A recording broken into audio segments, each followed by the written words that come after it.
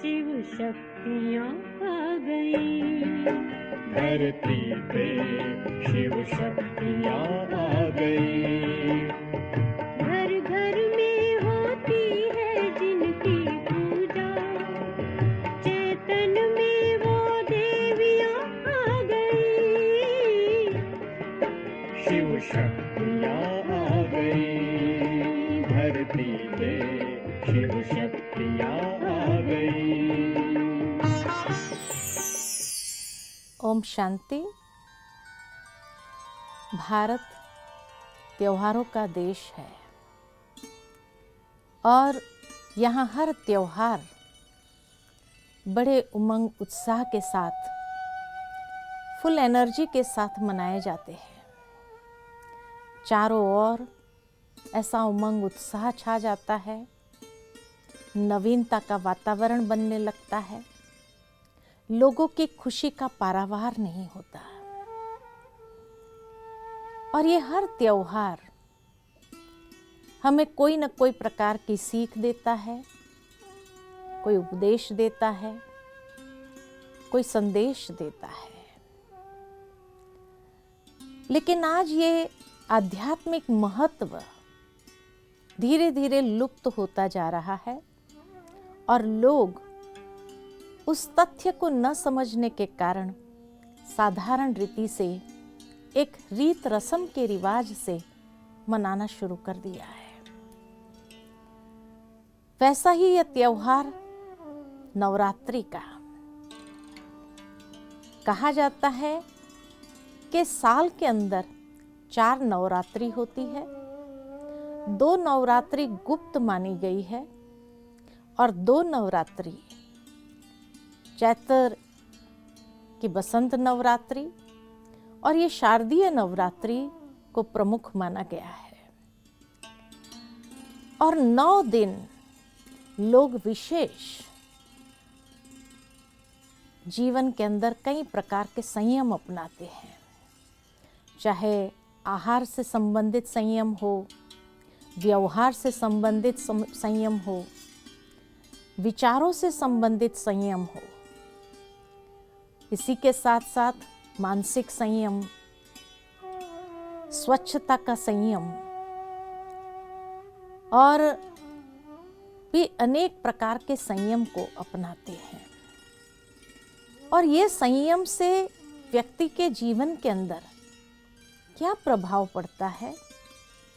तो जब ये नवरात्रि के 9 दिन होते हैं और चारों नवरात्रि को अगर लिया जाए तो 36 दिन जो होते हैं साल के, विशेष ये ऋतु परिवर्तन का समय होता है। और ये ऋतु परिवर्तन के समय में नेचुरल है, अनेक प्रकार के वातावरण के अंदर कुछ कीटाणु होते हैं, कई प्रकार के जीव जंतु होते हैं जो कई प्रकार की बीमारियों को निर्मित करने के कारण बनते हैं।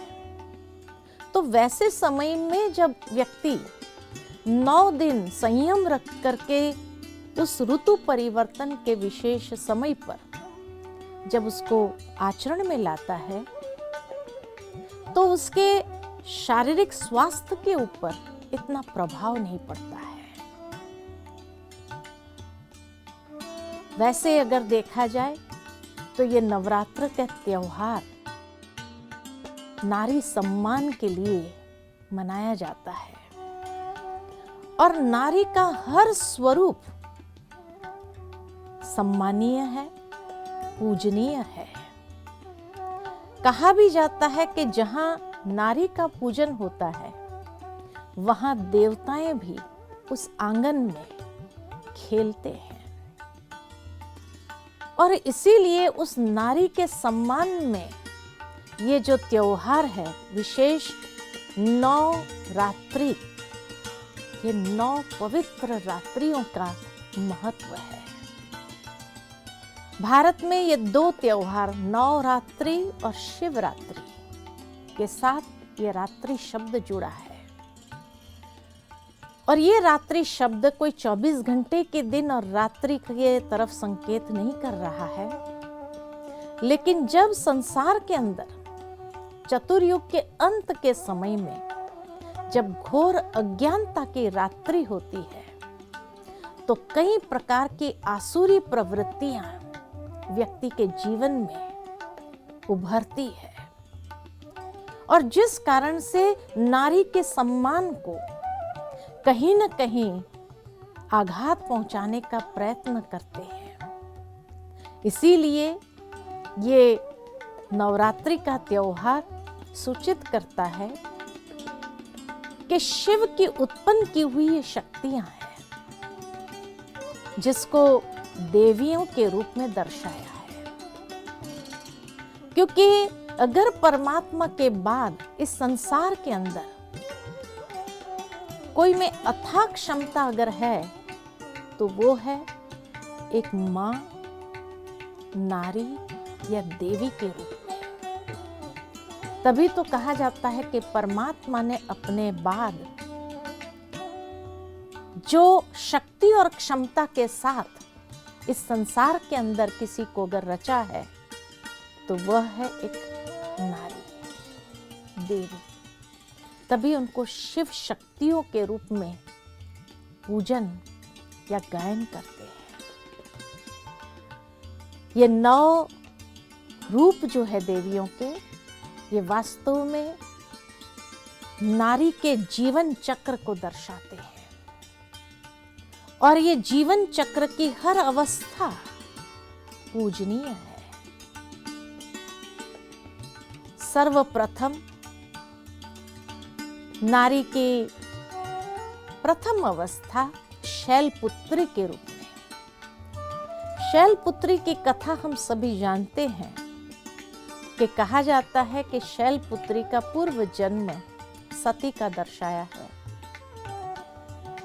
जहां वो शिव के साथ विवाहित थी और जब उसके पिता ने यज्ञ रचा और शिवजी को निमंत्रण नहीं दिया, बाकी सभी देवताओं को निमंत्रित किया, तब सती ने जाकर के विरोध किया।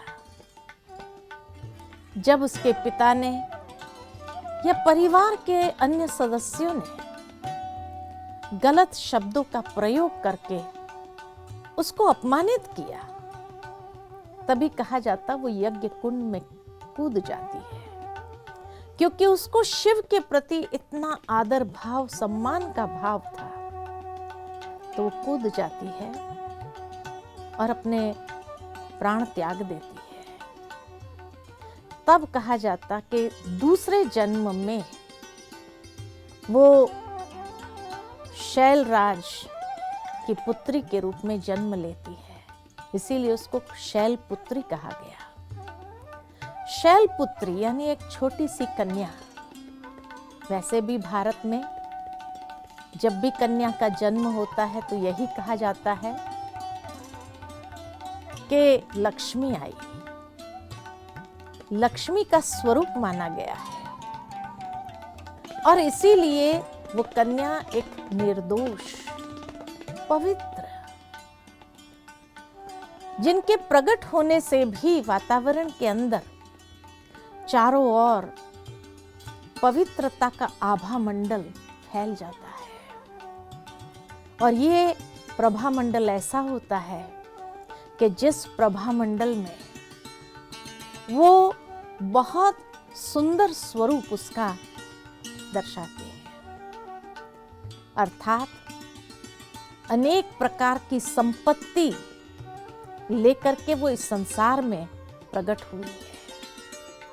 तो जब भी कन्या का जन्म हो, पवित्रता की शक्ति उसके साथ घर में आती है, अर्थात एक पॉजिटिव ऊर्जा सारे घर के अंदर फैल जाती है।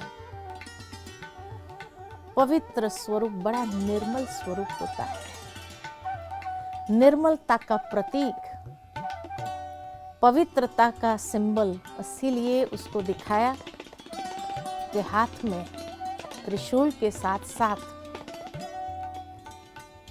कमल पुष्प है। त्रिशूल अर्थात कि ये कन्या के अंदर तीनों ही स्वरूप है, माँ दुर्गा का स्वरूप है, माँ लक्ष्मी का स्वरूप है और माँ सरस्वती का स्वरूप है। इसीलिए ऐसी कन्या के जन्म पर हमें शोक नहीं करना है, लेकिन हर रीति से उसका स्वागत करना है। उस ऊर्जा को सारे घर के अंदर और प्रवाहित करने देना है।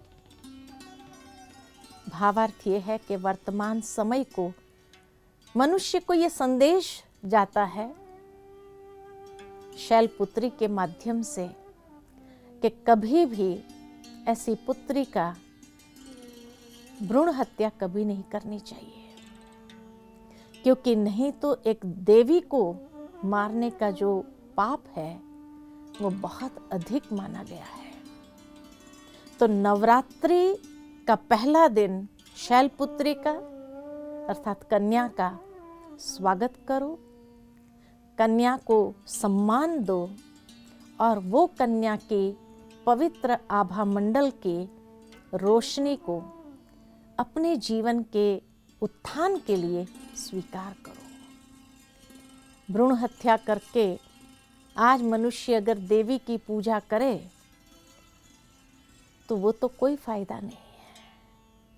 घर में आई लक्ष्मी को त्याग कर दे और फिर मंदिरों में जाकर के देवियों की पूजा करे तो उससे प्राप्ति क्या होगी?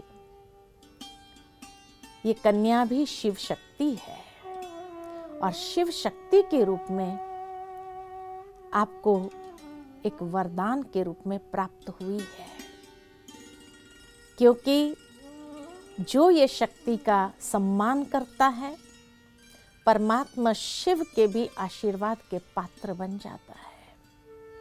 तो इसीलिए आइए आज प्रथम दिन नवरात्र का बड़े धूमधाम से उस शैलपुत्री अर्थात पवित्र कन्या का हम स्वागत करें, अपने जीवन में भी और अपने जीवन में उसका सम्मान करते हुए उस परमात्मा शिव का आदर करें, रिस्पेक्ट करें, उसका रिगार्ड रखें। ये पवित्रता की शक्ति हम स्वयं में भी धारण करते हैं। तो चलिए थोड़ी देर के लिए हम आवाहन करते हुए उस देवी का अपने अंदर भी उस पवित्रता की शक्ति को आवाहन करते हैं। तो कुछ क्षण के लिए अपने मन को पवित्र भावनाओं से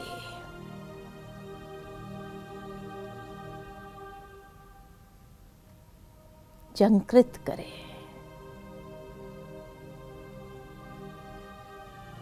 ये विजुअलाइज करें कि मैं एक पवित्र आत्मा हूं।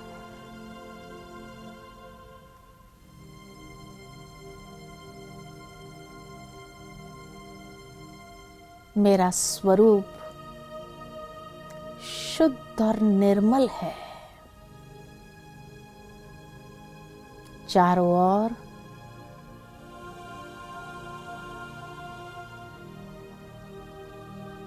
निर्मल प्रकंपन के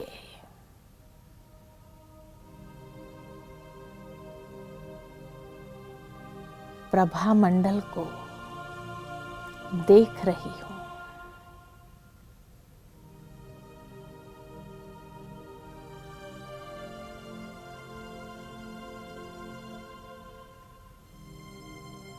और स्वयं को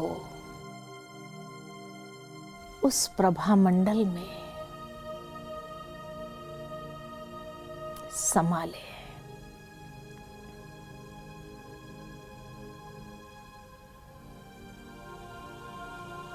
मैं आत्मा शक्ति हूं, परमात्मा शिव की शक्ति हूं और परमात्मा से पवित्र किरणों को स्वयं में धारण करती हूं।